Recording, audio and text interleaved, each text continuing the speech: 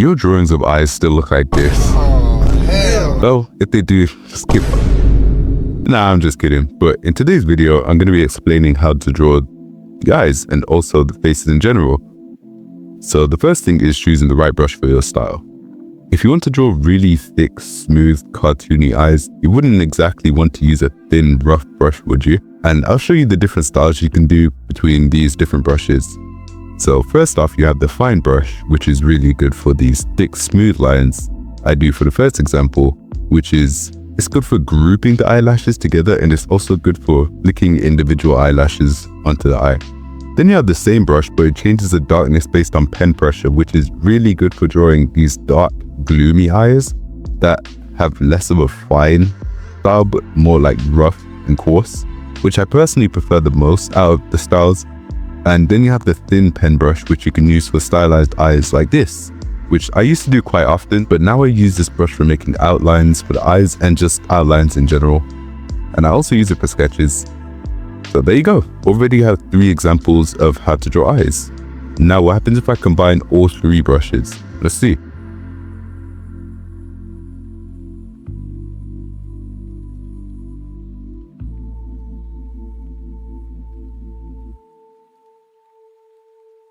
And yeah, I'm sure you get the point by now, but you might be thinking, this is only how to draw stylized eyes. That doesn't really help you learn how to draw your own. Well, let's get back to the basics. What does an eye look like? You have the top eyelid, bottom eyelid, and the little pink part at the end, right? It doesn't seem too hard. So how do you draw this? I advise you use an example of a real human eye to start understanding the depths and how the eyelid looks in different angles.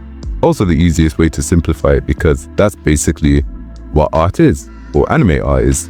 Just realistic drawings super simplified or exaggerated to inhuman proportions while still looking human.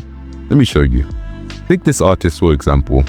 Clearly they are inhuman proportions because humans just aren't made to be that large or muscular. But even still, you could tell that it has human features, right? Just with their own unique twists. And once you can get that down, you can simplify human eyes into the style you want. Actually, you can simplify almost anything into the style you want. So how about the head? Pretty much the exact same. You use the example of a real head and simplify it until you can understand it. Finally, the hair. Now, the hair is different because it's one of the few things that simplification is optional. What do I mean by this? No, I don't mean drawing every strand of hair individually when I say you can complicate it. I mean drawing impossibly dynamic hair that seems to be almost sentient in a way, like this drawing for example. Or you could draw hair like this, which is no individual strands and yet each part of the hair looks separate. Let's break it down into 3 parts. You have the bangs, being the front of the hair. You have the sides, which are of course the sides of the hair. And then you have the back of the hair, which is also of course the back. Now, one thing that a lot of people do is they draw all of the hair in the same thickness and length and make it look jagged like this. This isn't how hair looks, obviously. Hair can twist, it can vary in length, width, size, just like most of the men I've been with. There's so many things you could do with hair.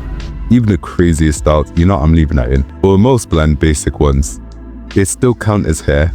So there's no wrong hairstyle you could draw, but that doesn't mean you can't make mistakes when drawing it.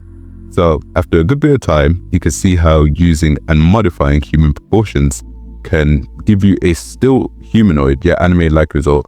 I hope you're able to learn something and this video helps you reach a little further in your art journey. Hey, it's me, Isuru, and if you've enjoyed the video and want to see more like this, go ahead and like and subscribe. And if it's your first time on this channel, great. I'm always happy to see new faces, so go ahead and comment something, anything you'd like.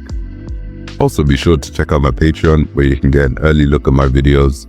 Thank you for watching, love you, and have an amazing day. Bye.